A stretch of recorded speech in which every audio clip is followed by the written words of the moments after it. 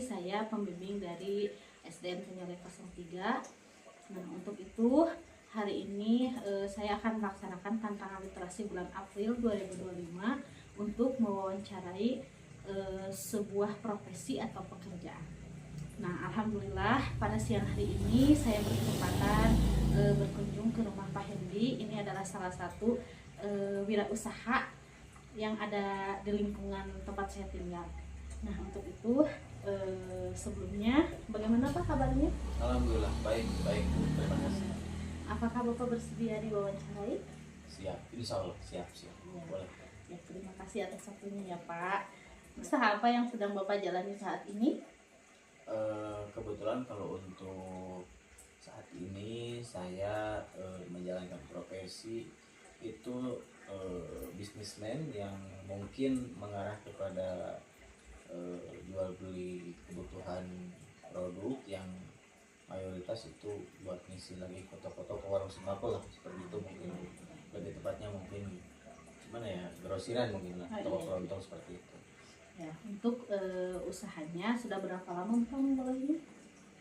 Untuk usaha ini kurang lebih sudah berjalan sekitar 8 tahun mungkin ya Bu. Saya memulai di tahun 2017 kalau nggak salah waktu itu. Tahun berapa? 2017 ya?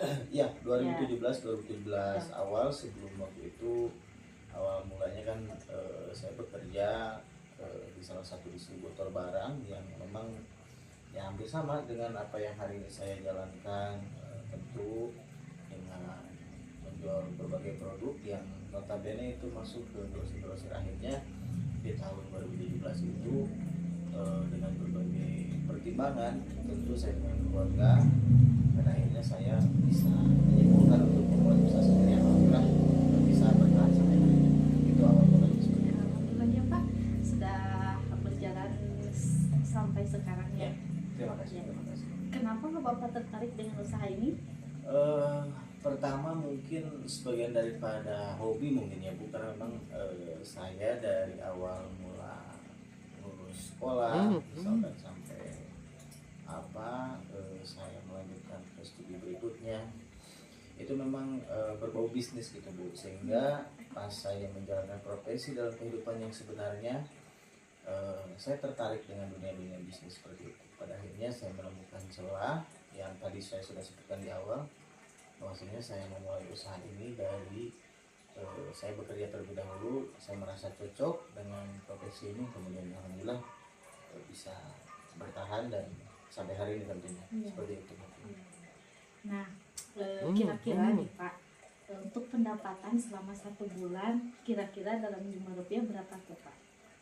Sebenarnya kalau ditanya soal keuntungannya Bu, itu kan sensitif sebetulnya ya, tapi gimana ya, saya kalau menyebutkan angka mungkin nggak bisa gitu ya, karena kan nggak bisa ditentukan tiap bulan dapat berapa. Yang jelas kalau saya sih lebih ke ibaratnya semua faktur yang berkaitan dengan hutang dan piutang saya itu bisa ketutup dalam kurun waktu sebulan. Kemudian misalkan buat anak-anak yang ngebantu saya di sini misalkan bisa gaji lah istilahnya, walaupun misalkan dalam situasi yang ibaratnya sedikit sulit kadang-kali gitu kan, yang namanya bisnis kan gak selalu mulus gitu. Ibaratnya saya sih kalau soal keuntungan yang penting utang-utang saya bisa lunas ke distributor, kemudian anak-anak yang bantu saya di sini bisa bergaji sesuai porsinya masing-masing, kemudian saya dan keluarga bisa mencukupi kebutuhan sehari-hari yang bersifat pokok. Tentu mungkin itulah yang disebut dengan keuntungan. Mungkin kalau secara nominal ya itu relatif mungkin lah, saya nggak bisa menyebutkan seperti itu mungkin. Ya. Nah, kira-kira Pak, jumlah karyawan yang sekarang ya di Bapak itu ada berapa orang? Kalau untuk di toko saya yang bekerja sebetulnya ada beberapa ya, tetapi yang memang tiap hari mereka ikut bantu itu 6 orang, termasuk mungkin yang suka deli atau misalkan yang antar-antar pesan itu beda lagi itu kalau yang itu. Tapi yang tiap hari kemudian misalkan pernah absen atau misalkan yang dianggap karyawan tetap lah itu 6 orang. Kalau misalkan keseluruhan itu ya mungkin sekitar 9 atau 10 orang ada, tetapi kalau yang sebagiannya itu kalau dibutuhkan ya mereka bisa masuk, kalau enggak ya ibaratnya mereka ada kerjaan yang lain seperti itu. Nah, iya. Kendala kira-kira nih Bang, kendala apa yang Bapak alami saat menjalani usaha ini? Sebetulnya kalau ditanya soal kendala Bu, tentu semua profesi juga pasti ada kendalanya ya. Iya. Apalagi ini berkaitan dengan dunia bisnis, tentu bisnis itu kan relatif dengan kompetitor. Iya. Kompetitor itu artinya mereka yang menjalani profesi dengan cara yang berbeda tapi objeknya sama gitu. Misalkan menjual barang yang sama, menjual produk yang sama, tetapi mereka bisa menjual lebih murah, atau kadang-kala saya lebih murah, atau malah sebaliknya seperti itu. Biasanya itu kan relatif. Jadi kalau ditanya soal kompetitor bukan kompetitor, ditanya soal tantangan atau misalkan hambatan yang saya alami saat ini, yaitu di kompetitor. Kadang-kadang hari ini seperti salah satu contohnya seperti ini Bu, misalkan ada produk Nestle yang memang notabene itu kan kalau harga dari Nestle-nya itu lumayan mahal itu. Iya. Sementara harga di luar kan ada yang sampai 30.000, 40.000. Sementara kita yang ngambil langsung dari kantor otomatis kan itu ibaratnya nggak bisa jual harga murah. Iya. Karena kan modal kita juga kan mahal seperti itu. Sementara teman-teman yang berjualan di luar sana ada yang dapat dari orderan dan lain sebagainya, barang-barang luar itu saya dapat kemarin informasi ada yang selisih sampai hampir 40.000 dari satu karton. Nah mungkin salah satu yang menjadi tantangan saya hari ini adalah di harga yang memang kurang stabilnya di pasaran. Kemudian yang kedua, sekarang itu zamannya online Bu, jangan salah. Betul. Online itu sangat berpengaruh. Jadi kalau dulu itu pasar belanja itu mereka biasanya langsung door to door. Iya. Kalau hari ini mereka khususnya mungkin ya kalau di wilayah sini, dan saya yakin dan saya rasa semua wilayah juga di Indonesia, mungkin nggak jauh saja jauh lah. Misalkan di kita di daerah Bandung itu mereka itu malas Bu kebanyakan. Jadi mereka misalkan di online lebih murah, ini misal di marketplace dan sebagainya, TikTok Shop dan sebagainya gitu kan. Betul Pak.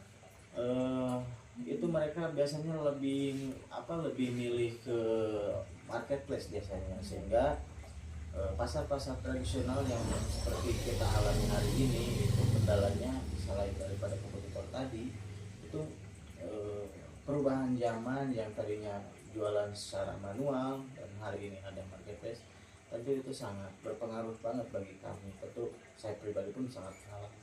Mungkin kalau yang lain-lain mungkin ya itu relatif ya, tetapi yang paling saya rasa yang tadi dua faktor itu, satu kompetitor di harga atau misalkan secara harga di pasaran, yang kedua yaitu karena adanya marketplace online yang memang saya mengakui secara pribadi juga harganya itu memang nggak masuk akal lah Bu, seperti Ya, itu. betul. Itu mungkin yang menjadi permasalahan saya hari ini, dan mungkin teman-teman yang memulai profesi yang sama dengan saya tentu nggak jauh berbeda seperti itu. Pasti. Seperti itu mungkin. Nah, apa harapan Bapak ke depannya untuk usaha ini? Tentu kita ya sebagai pelaku bisnis, kemudian saya rasa bukan hanya saya saja ya, tentu dengan teman-teman yang lain juga yang menjalani profesi ini, tentu harapannya sangat baik lah. Artinya siapa sih yang berharap buruk terhadap usaha yang dijalani, yang alhamdulillah misalkan bisa menghidupi beberapa orang. Iya, betul. Tentu kita punya harapan yang baik, tetapi yang paling jelas adalah harapan baik tentu tidak hadir dengan proses yang mudah, tentu seperti itu. Betul.